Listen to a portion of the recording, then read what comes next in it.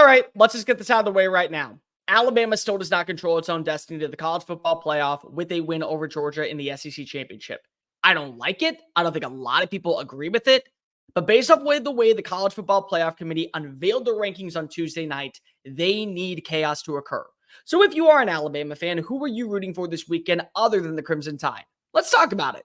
If you are new here, welcome on into the channel. My name is Cole Thompson. I'm a radio show host based in Houston, and I talk college football daily. So if this is the type of content you enjoy, make sure you smash that subscribe button down below. Tell your friends, your family, your sister, your brother, your workout buddies, your fraternity brothers, the people you meet in a nail salon, really anybody that loves college football about this channel. Leave a comment telling me what you want to see happen for Alabama to get in the playoff. Do they deserve to be in the playoff? And as always, let's talk college football. By the way, if you like this type of content, give me a follow on social media at Mr. Cole Thompson. It's the exact same as my YouTube handle. So when you hit follow on one, hit subscribe on the other. Thanks in advance. Alabama, in my opinion, is one of the four best teams in college football. And they really have been, I would say, since mid-October. The way that they have hit their stride and the way that they have played consistently after the Arkansas game, to me, makes it seem like they are one of the premier programs. And that's a testament to Nick Saban. That's a testament to Tommy Rees, understanding that the offense runs through Jalen Milroe. Let's go ahead and simplify it to where what works stays and what doesn't goes away. We throw it to the wayside. Best of luck for the next quarterback whenever he comes in. And the defense has stepped up. A lot of people did not like Kevin Steele when he was hired for Alabama because he's been around the SEC and he used to coach at Bama. But you got to realize that Alabama's defense this year has played like a unit. The last few years, in my opinion, they've played like players on a defense. This is a team that plays cohesive, balanced, consistent football. And so, in my opinion, Alabama, no matter what the record says, no matter what the standings look like on Sunday, they are one of the four best teams in college football. And you could go ahead and tell me right now, I believe who wins on Saturday in Atlanta is going to win the national championship. You'd be hard-pressed to get an argument from me.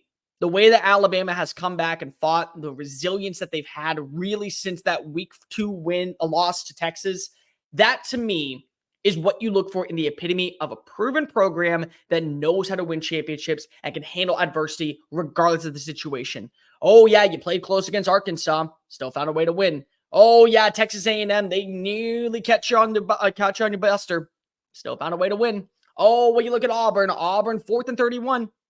Play of the day. Honestly, you're not going to see much better than Jalen Milroe with a ball that seems like it's going out of bounds. Connect with Isaiah Bond in single coverage, and it's a touchdown. Crazy stuff happens in Jordan Hare. Don't believe me? Go look at the kick six. Go look at Bo Nix winning against Nick Saban. Go look at Brian Harsin sending Bryce Young in a Heisman Trophy season to overtime. Crazy stuff happens. So you cannot tell me that either one of these teams plays up to the standard and they win on Saturday. They're not the favorites to win it all. Georgia, their offense has been complete this year. And here's the best part. For Georgia, every single week, they have looked like they have gotten better since the Florida game. And everyone has stepped up in some capacity to where now you're not just relying on a Ladd McConkey or a big Brock Bowers touchdown. You can trust your run game. You can trust your wide receivers on the outside like Dominic Lovett. You can trust a guy like Dylan Bell to make a play. You can trust Oscar Delp to be an effective secondary tight end. You can trust your offensive line to block up front and hold the line. You can trust all of that. And in my opinion, the reason why Georgia this year has been so fundamentally sound is because of its offense, not its defense. And a huge testament to Mike Bobo on that one. So either way, the winner of this game, I think, does have the best chance, if they are to make the college football playoff, to win the national title. But what has to happen for Alabama to guarantee its spot in the CFP? I might be wrong. I might be entirely wrong, and I might hear, yep, Alabama's going to get in no matter what. But let's just say I'm not. You need Texas to lose. You need Texas to drop a game to Oklahoma State on Saturday because then the head-to-head doesn't matter. And this is where chaos was supposed to occur. Texas was supposed to Texas at some point during the regular season, and Alabama was supposed to find its stride and continue its warpath to the likes of the SEC championship. But Texas, they didn't Texas. They found a way to win. Now, a lot of the games were close, but they found a way to win. This might be where the cat runs out of 9 lives. Ollie Gordon is a human highlight reel in the fourth quarter. Go ahead and look at his stat line. Look at how when defensive lines are starting to get tired and the offensive line has just enough juice to open up a crease, how he plays. He has been phenomenal. Number 0 is not a 0. He's actually a hero in Stillwater, and he's been the reason why the Pokes are now playing in Arlington this weekend. So if they can't contain Ollie Gordon in the fourth quarter, Texas will drop the game. And the head-to-head in week 2 doesn't matter. And finally, Texas is Texas. That's the way I view it. You also want Florida State to lose to Louisville. You are rooting for Louisville like they are the second coming of Alabama. Oh, they have red in their color scheme? Guess what? You're rooting for that red. You're rooting for Jeff Brom. You want Jack Plummer to be your starting quarterback. You want Jawar Jordan in your backfield. You want Thrasher making plays in your wide receiver core, and you want that defense to corral that Florida State offensive line and that Florida State backfield like they are your own defense. That's what you're hoping for in Charlotte. Because I don't see a scenario where you leave out an undefeated Power 5 conference champion. I just don't. If Georgia wins, if Michigan wins, if Florida State and Washington all win, that's the playoff. Whether or not we agree that those are the 4 best teams, those are the 4 most deserving teams. So you need someone to lose up there. So if Georgia loses to you, if Florida State loses to Louisville, and if Texas loses to Oklahoma State, regardless of what happens when it comes to Washington and Oregon, because that will settle itself out. Now you have Michigan moving up to number 1.